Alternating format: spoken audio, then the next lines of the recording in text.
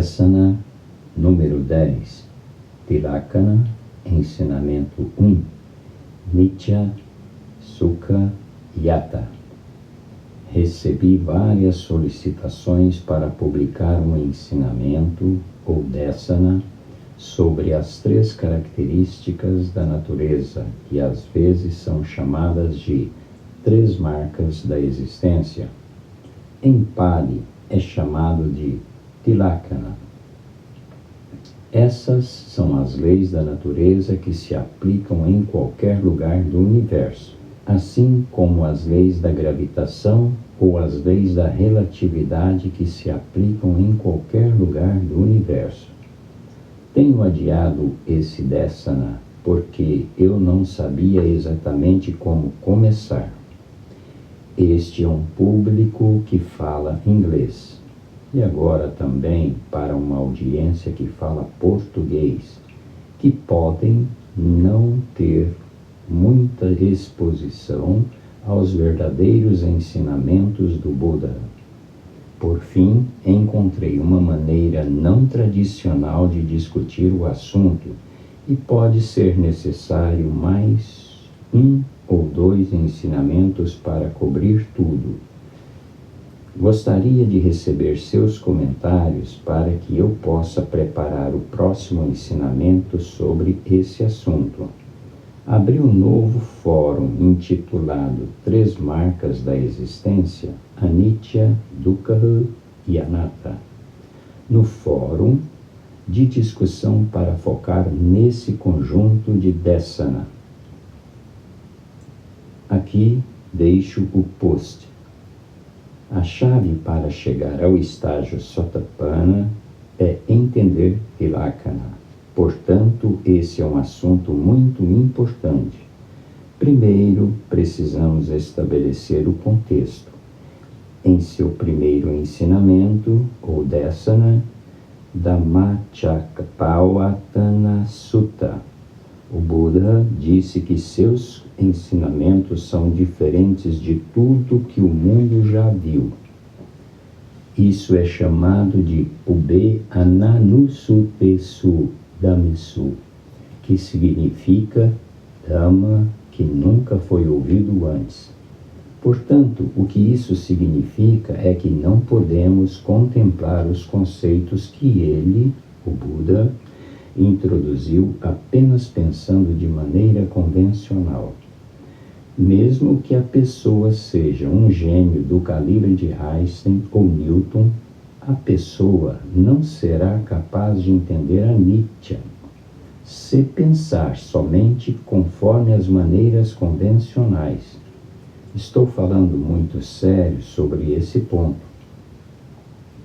Conheço algumas pessoas com PhDs que não conseguem entender esses conceitos. Acho que isso se deve principalmente ao fato de eles serem treinados para pensar de uma determinada maneira. Por outro lado, há muitas pessoas comuns que não têm problemas para entender esses conceitos. É mais fácil para a maioria das pessoas, especialmente as do mundo ocidental, pensar em qualquer conceito em termos de conceitos já existentes. E essa é a maneira como as pessoas foram treinadas para pensar em casa, na escola e no trabalho. É por isso que é mais fácil fazer a conexão com Anicca, como impermanência. Qualquer um pode ver que uma pessoa envelhece e morre um dia, e que as coisas que usamos todos os dias podem quebrar um dia. Portanto, é mais fácil aceitar a impermanência como Anicca. Isso é reforçado pelo termo sânscrito, anitya, que de fato significa impermanência. Mas anitya, a palavra em sânscrito, não é o mesmo que anicca, a palavra em Pali. Anitya é diferente de anicca. O mesmo acontece com dukkha, definido apenas como sofrimento. Todos nós achamos que sabemos o que o sofrimento significa. Já estivemos doentes, feridos e ficamos tristes quando perdemos pessoas que gostamos e amamos. Algumas pessoas até acreditam que os sofrimentos desta vida podem ser interrompidos pela meditação. Entretanto, Dukkha Satya, ou a primeira nobre verdade, é diferente de dukkha, ou o sofrimento que se sente. Dukkha Satya é o sofrimento que pode ser impedido de surgir. Portanto, há uma diferença entre dukkha e dukkha. O kha, adicional em dukkha, significa que existe um dukkha, ou sofrimento que pode ser removido. Kaya significa remover. Portanto, dukkha significa dukkha, ou sofrimento que pode ser impedido de surgir. É por isso que se trata de sofrimento futuro. Dukkha é diferente de dukkha. Depois, a explicação de anatta, como não eu no self. O Buda disse claramente que tanto o eu quanto o não eu são duas visões extremas. Mas, para muitas pessoas, o conceito de não eu parece muito sofisticado e atraente. Eles começam a meditar dizendo algo como: eu não existo, ou não existe o eu, ou algo nesse sentido. Portanto, essas interpretações convencionais de Tilakkhana mantiveram o puro e verdadeiro Dhamma no escuro por muitas centenas de anos, como expliquei no site. Se alguém quiser progredir no caminho do Buda, é preciso estar preparado para abrir mãos dessas ideias artificiais. Isso não é fácil porque, como seres humanos, gostamos de acreditar em soluções simples. Se alguém prometer ensinar como chegar ao céu matando outras pessoas, muitas pessoas são tentadas por tais afirmações. Elas são preguiçosas demais para pensar nas consequências de ações tão horríveis. Outras pessoas têm sistemas de crenças menos drásticos. Há um grande grupo de budistas no mundo ocidental chamado budistas seculares. Eles são pessoas altamente morais e até mesmo muito bhikkhus, bem conhecidos, pertencem a essa categoria. Você pode pesquisar budista secular no Google e ler sobre isso. Eles são pessoas altamente morais e querem apenas adotar certos aspectos dos ensinamentos do Buda para ter uma vida moral e ajudar os outros também. Embora seja possível viver uma vida pacífica dessa forma, não se deve esperar acabar com o sofrimento de nascimentos futuros ao adotar essa abordagem. Entretanto, a maioria dos budistas seculares não acredita em renascimento. Portanto, isso não parece ser um problema para eles.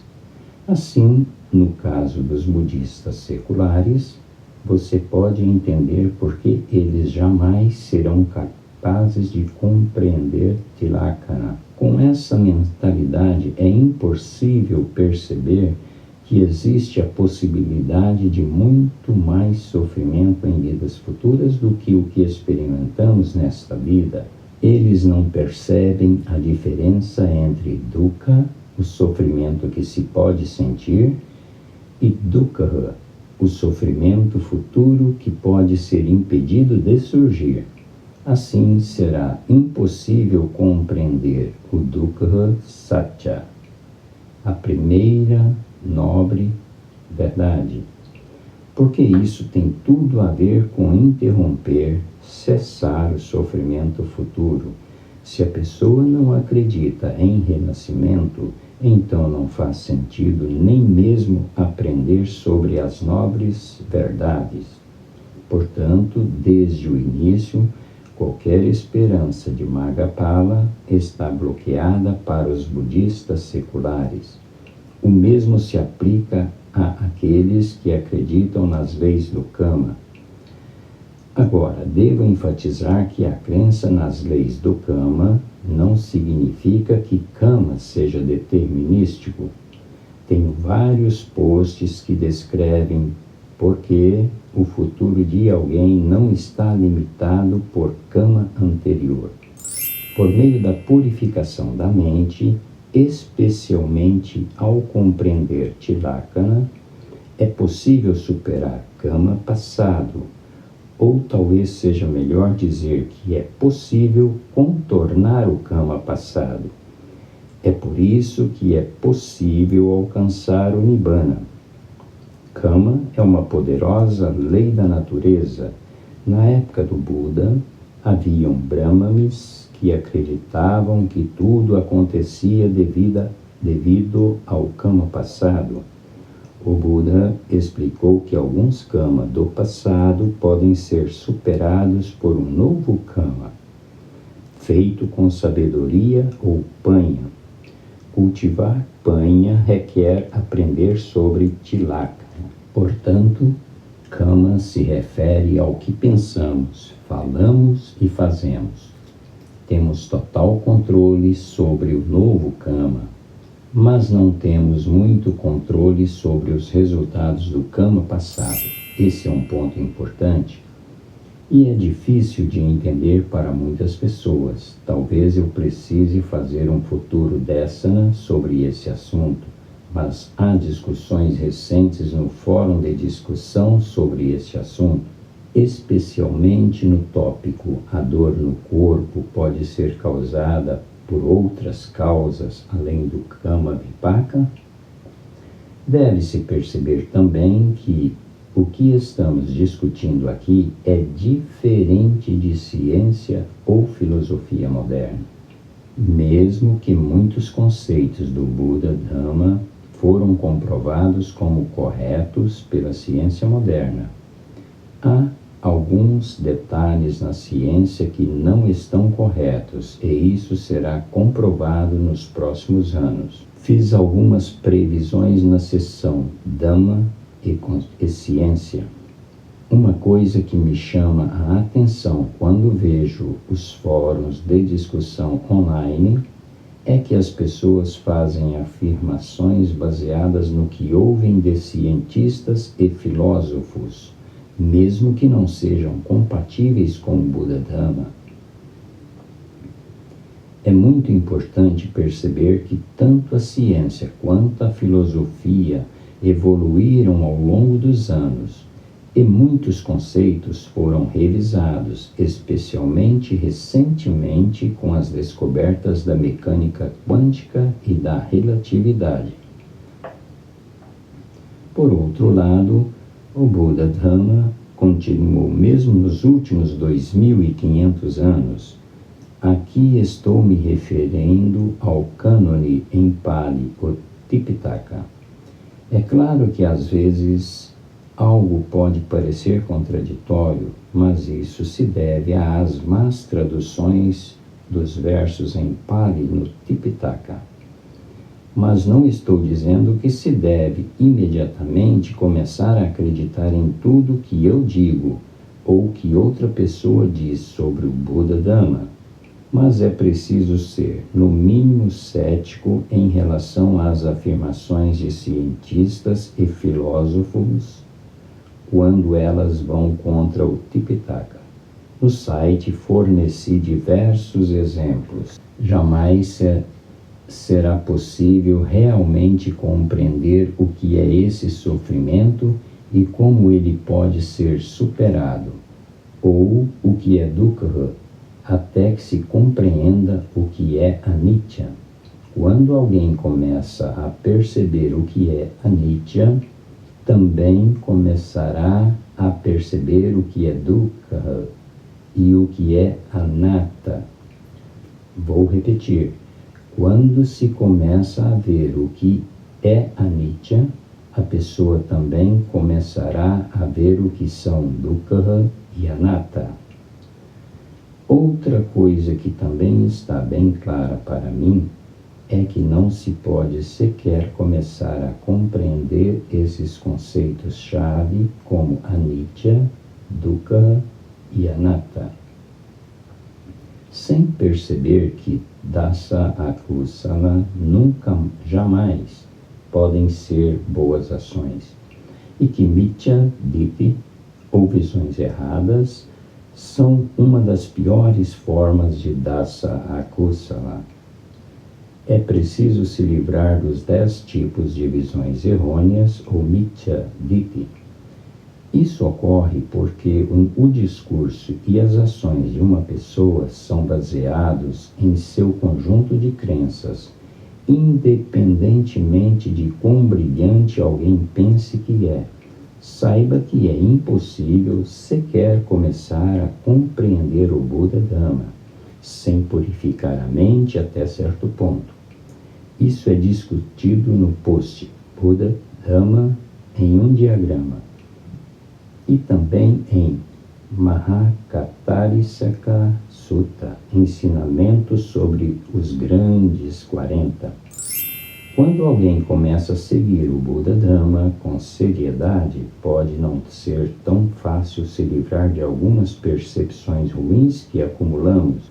Às vezes, conceitos em Buda Dhamma são tão contraditórios aos conceitos mundanos estabelecidos que até mesmo é desaconselhável forçá-los a entrar na mente. Em vez disso, o que se deve fazer é investir tempo lendo e pensando. A mente precisa ver as evidências para mudar os hábitos antigos. Então, vamos dar um exemplo simples. Algumas pessoas cultivam Metta Bhavana recitando que todos sejam felizes e saudáveis, ou que a pessoa X seja feliz e saudável. É possível tornar alguém saudável apenas fazendo isso? Nosso corpo físico é o resultado de karma anterior e temos de conviver com muitos tipos de desconfortos físicos, lesões e doenças. É claro que podemos evitar alguns, mas não todos. Não se pode nem mesmo tornar a si próprio completamente saudável. Imagina só quanto mais os outros. Mas recitar essa versão mundana de Metta Bhavana pode fazer com que alguém se sinta bem. E é claro que isso tem um leve efeito, e de qualquer forma, não estou desencorajando essa atitude.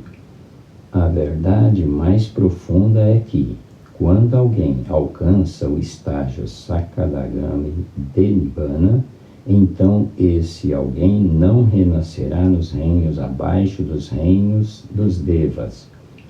Doenças e dores corporais fazem parte da vida de uma pessoa apenas no reino humano e nos reinos abaixo dele.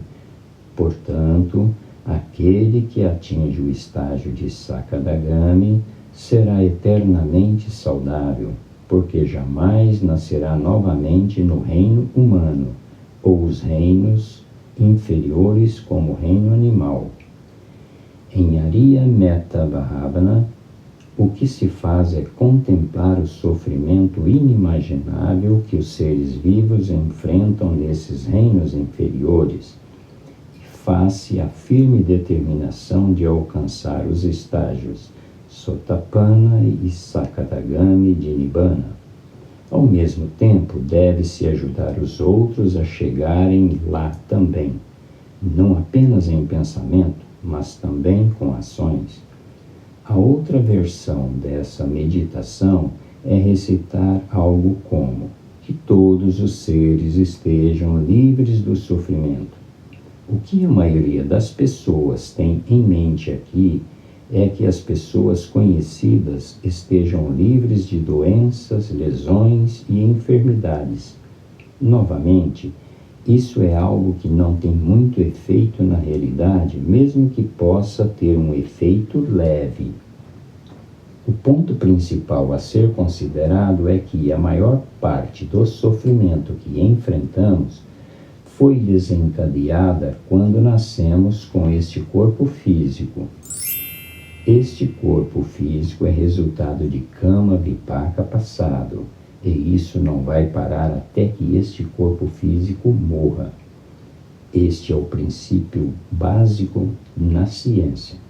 Os resultados aparecem devido a causas e continuarão a ter efeito até que a energia dessa causa se esgote. Por exemplo, quando alguém joga uma pedra para cima, ela vai subir até que a energia inicial se esgote. Se precisarmos colocar mais pedras no ar, precisamos dar energia a elas, jogando-as para cima. Da mesma forma, o que podemos fazer é parar as causas de futuros resultados ruins. A maioria de nossas experiências ruins se deve a ações passadas ou kama anterior. É claro que podemos agir de forma insensata ou imprudente e criar mais experiências ruins agora mesmo. Por exemplo, se decidirmos saltar de um prédio alto, isso é um novo kama que trará resultados imediatos, ou kama vipaka imediato, fazendo com que alguém morra ou pelo menos se machuque. Agora, um aspecto mais profundo dessa causa e efeito ainda não foi totalmente compreendido pela ciência para que de fato as causas passadas produzam efeitos ou vipaka. É necessário que hajam condições adequadas para que elas tenham efeito. E a ciência não sabe disso, porque isso se aplica principalmente aos fenômenos mentais. Portanto, esses fenômenos mentais não podem levar automaticamente a efeitos, porque devem haver condições adequadas para que eles possam trazer o vipaka ou resultados correspondentes. Ter apenas causas é insuficiente. É por isso que podemos evitar alguns kama vipaka também.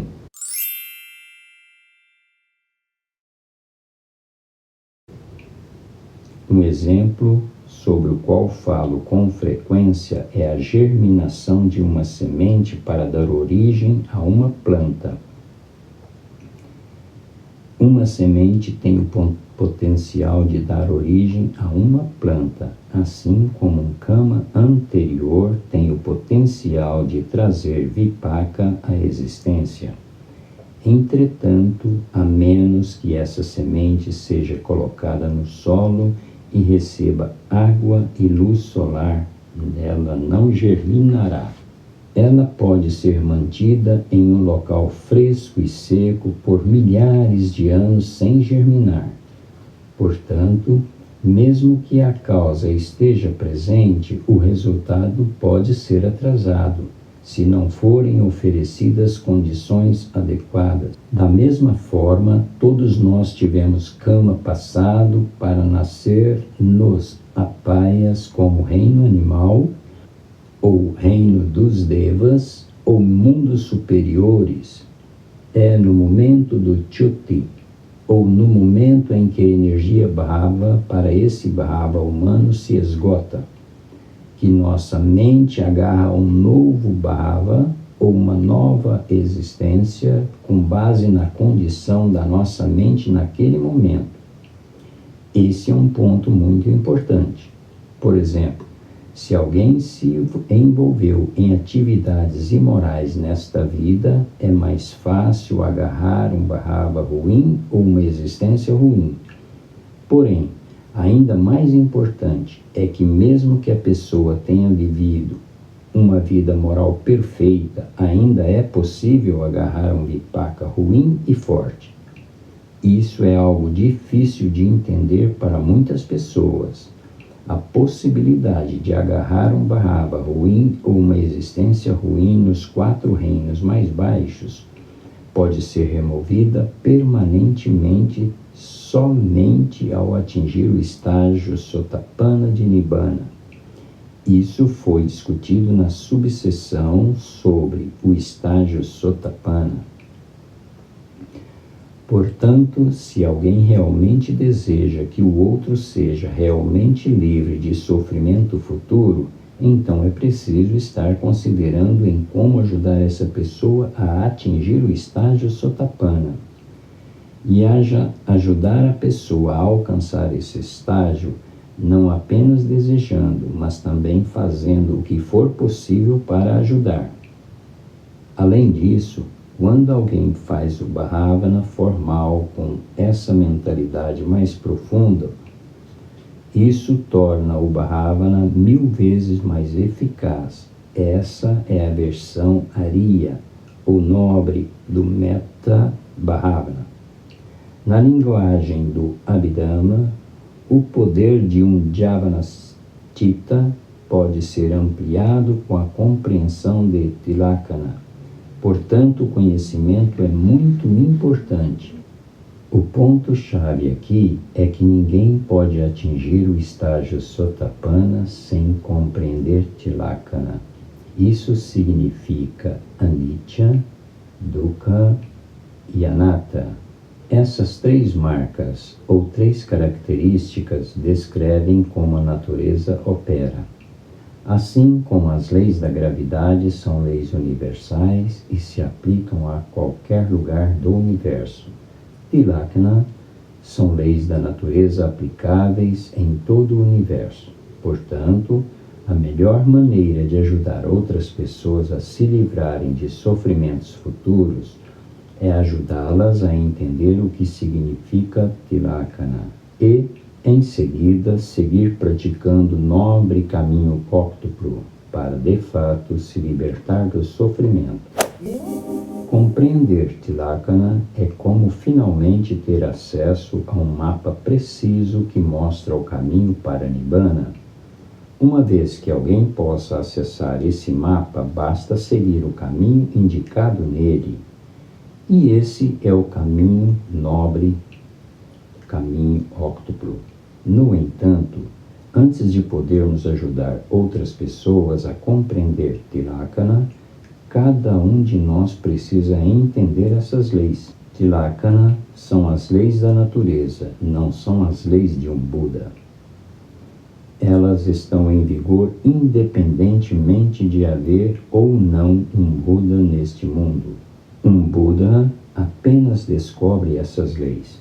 Assim como Newton descobriu as leis da gravidade, ou Einstein descobriu as leis da relatividade, o Buda descobriu Tilakkhana, Paticca Samuppada, nobre caminho óctuplo e outras leis relacionadas.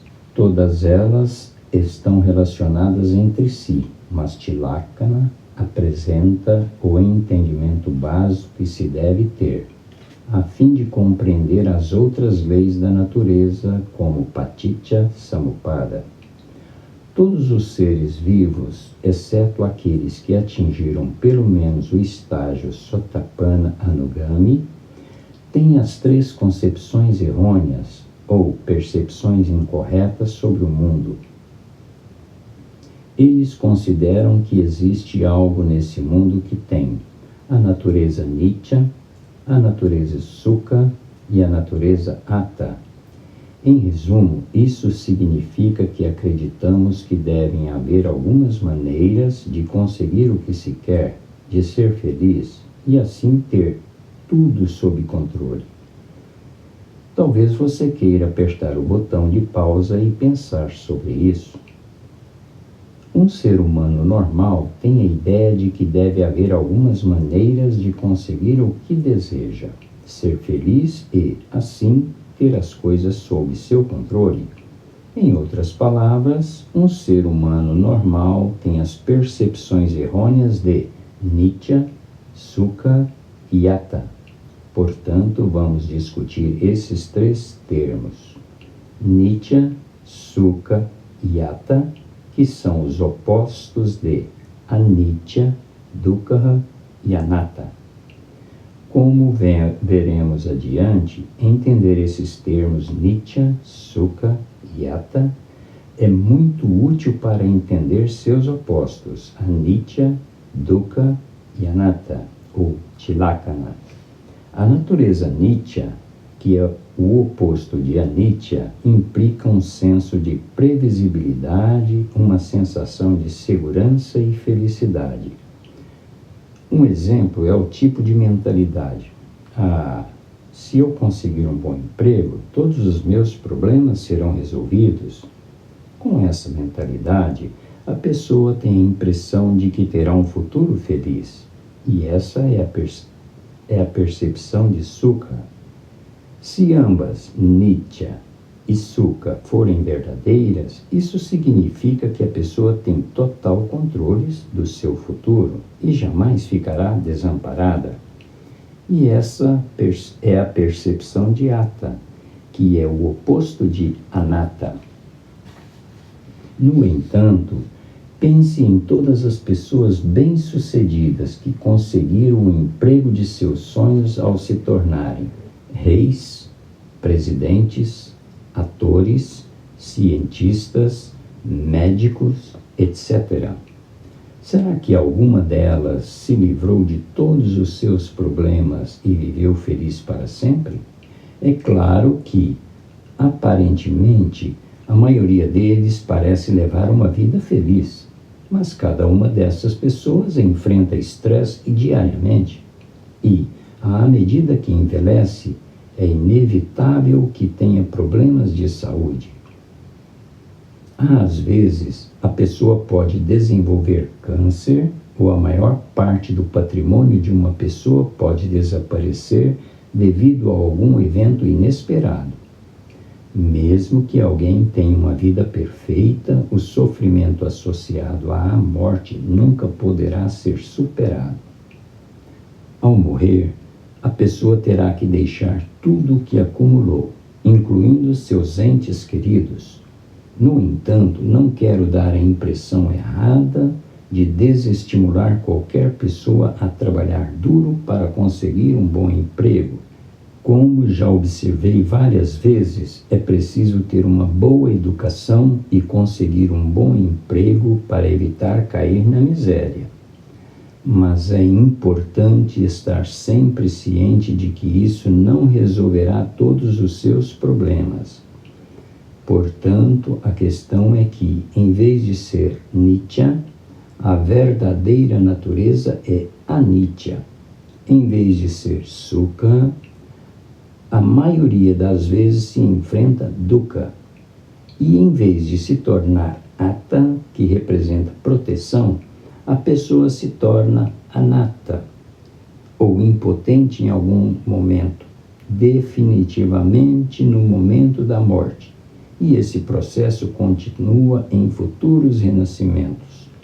Se o renascimento for um reino inferior, não há nada que se possa fazer em tal vida a não ser suportar esse sofrimento. A pessoa terá que suportar esse sofrimento. É isso que significa Anatta. A pessoa fica realmente desamparada se renascer em um reino inferior. É assim que a maioria dos animais se sente. Embora seja horrível pensar que poderíamos nascer como um animal, essa é uma possibilidade real, a menos que se tenha alcançado o estágio Sotapanna.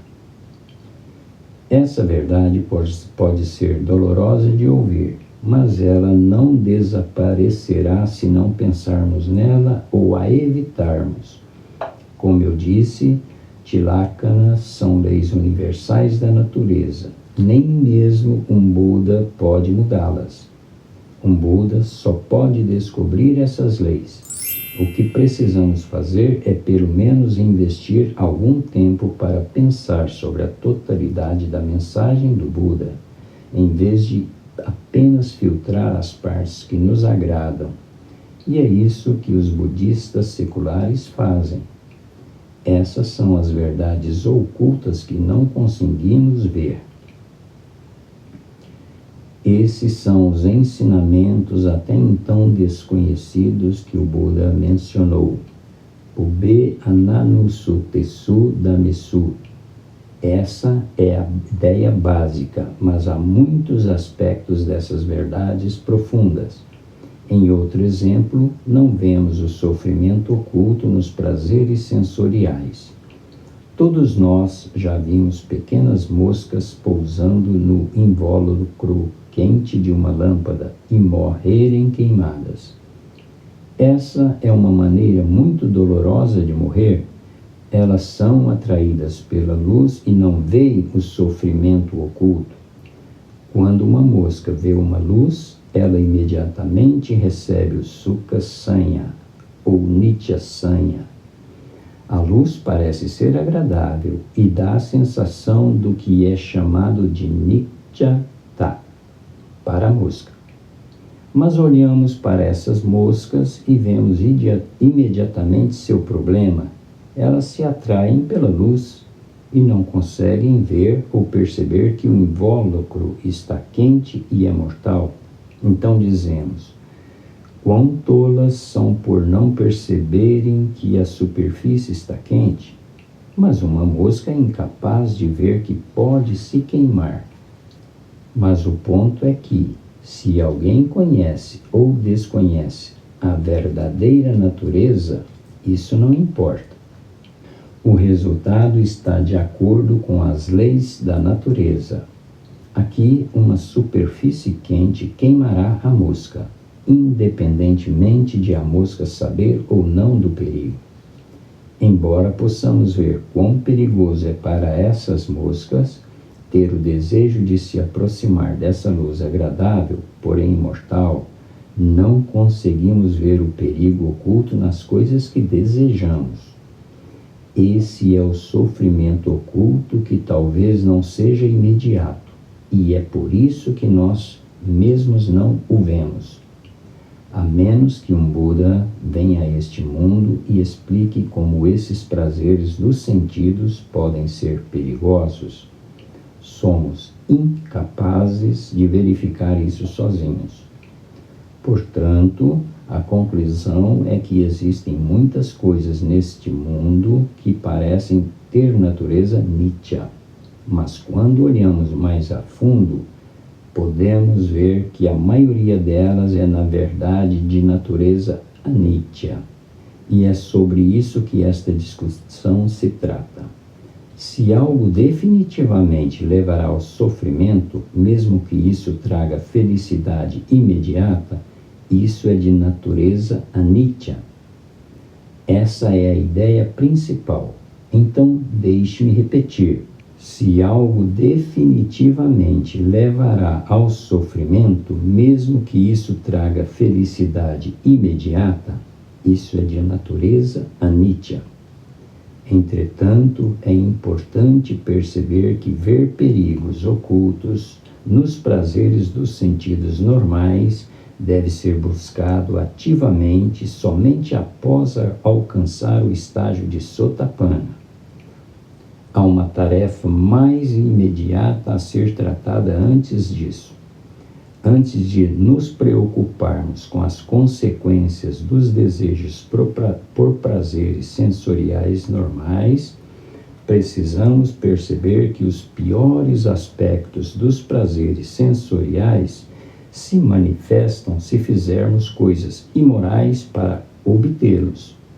Isso é muito importante. Se alguém tentar rejeitar imediatamente o que chamamos de prazeres sensoriais inofensivos, a pessoa pode acabar até se sentindo deprimida.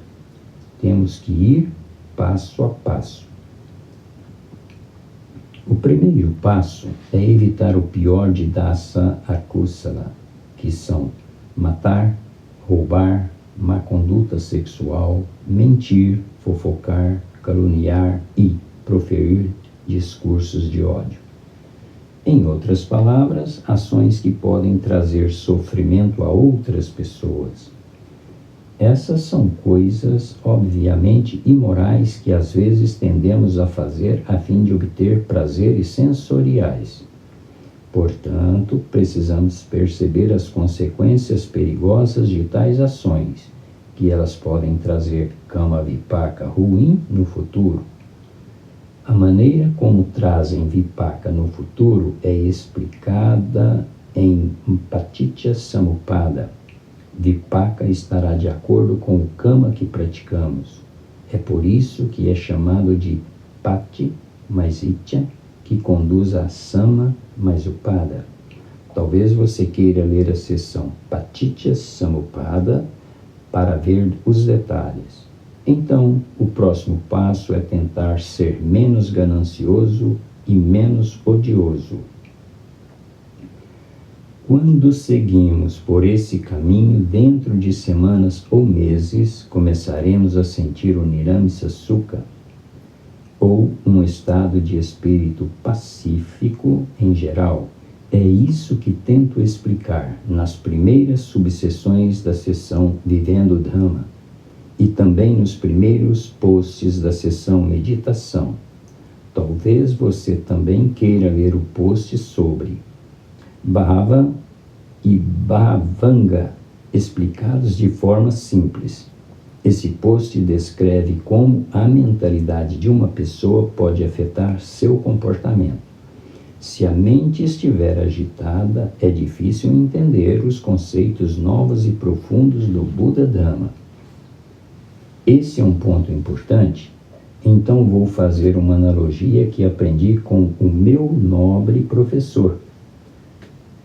Suponha que haja uma placa ao lado da estrada e uma pessoa está correndo de um lado para o outro na frente dela. Agora, se as letras forem miúdas, talvez essa pessoa não consiga ler a placa enquanto estiver correndo em frente a ela. Mas se essa pessoa parar para ver a placa, então será possível ler com clareza.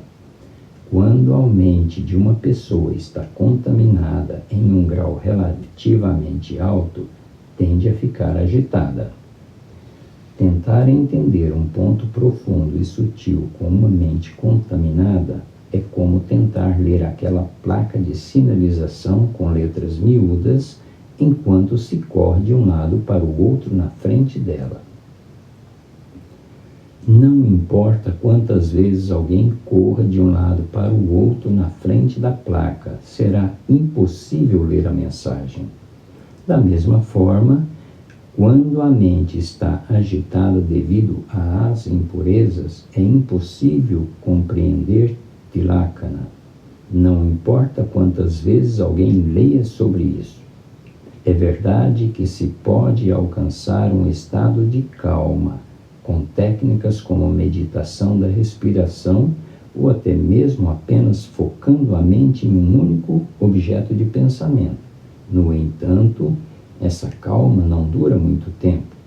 É melhor alcançar um estado de espírito calmo e duradouro, reduzindo aqueles itens fortes de Dasa Kusala. Como tentei enfatizar em muitos posts, a mente de uma pessoa é coberta por duas camadas. Uma é devido aos 10 tipos de Micchaditi, que incluem não acreditar nas leis do Kama, não acreditar em renascimento, não acreditar no conceito de Gandhava e Paraloka, assim por diante. É mais fácil ficar longe da Dasa Akusala, quando a mente se livra dos 10 tipos de Micchaditi. Quando essa primeira camada é pelo menos parcialmente removida, chega-se ao estágio de Samadhi mundano. E nesse estágio, moha, ou cegueira moral, é reduzido a apenas avidya. Avidya significa simplesmente ignorância de Tilakkhana e das 4 nobres verdades. Quando esses 10 tipos de Micchaditi forem removidos, é possível progredir na compreensão do Tilakkhana. Essa é a remoção da segunda camada que cobre a mente. No entanto, não é possível se livrar dessa segunda camada até que a primeira camada seja pelo menos reduzida. É importante perceber que todas as dasa akusala são removidas somente no estágio de Arahant. As 3 marcas da existência, ou as 3 características da natureza, ou tilakkhana, são compreendidos em 4 estágios de Maggaphala, e é apenas no estágio de Arahant que as 2 camadas que cobrem a mente terão sido removidas. Na verdade, pode-se fazer o seguinte experimento. Se alguém não compreender alguns aspectos desse ensinamento ou dessana, pode tentar se livrar de alguns desses fortes itens de dasa akusala e voltar e ouvir depois de uma semana, um mês ou algum momento posterior. Não há dúvida de que todos nós fazemos dasa akusala em graus variados. Sempre podemos melhorar na redução deles. Por exemplo, há muitas pessoas que evitam consistentemente matar, roubar e má conduta sexual, mas têm dificuldade em evitar os itens de dasa akusala relacionados à fala. Além disso, sempre podemos tentar controlar o excesso de ganância e os pensamentos de ódio ou raiva. Também é importante perceber que ler e ouvir o Dhamma também deve ser feito em qualquer estágio. Só que a compreensão fica mais fácil à medida que a mente se torna cada vez menos contaminada. Além disso, livrar-se dos 10 tipos de Mithya-ditthi torna mais fácil ficar longe da dasa akusala. Os 10 tipos de Mithya-ditthi são, de certa forma, responsáveis pela tendência de fazer dasa akusala em primeiro lugar. Portanto, é basicamente a mentalidade que se precisa para ser capaz de compreender tilakkhana, anicca, dukkha e anatta. Finalmente, chegamos ao ponto de realmente discutir tilakkhana. No entanto, é importante ter essa discussão, porque o simples fato de ler sobre tilakkhana não será suficiente. Não posso enfatizar quão importante é estabelecer uma mentalidade que propicie ser receptivo aos aspectos mais profundos de tilakkhana. Esse ensinamento levou mais tempo do que eu esperava. Quando comecei a escrever os pontos principais a serem discutidos, percebi que cada aspecto tem camadas mais profundas. Além disso, também percebi que é importante discutir Nitya, Sukha e Yatta, antes de abordar Anicca, Dukkha e Anatta. Portanto, continuaremos a discussão no próximo Dessana. Que as dádivas do Buda, do Dhamma e da Sangha estejam sempre com você.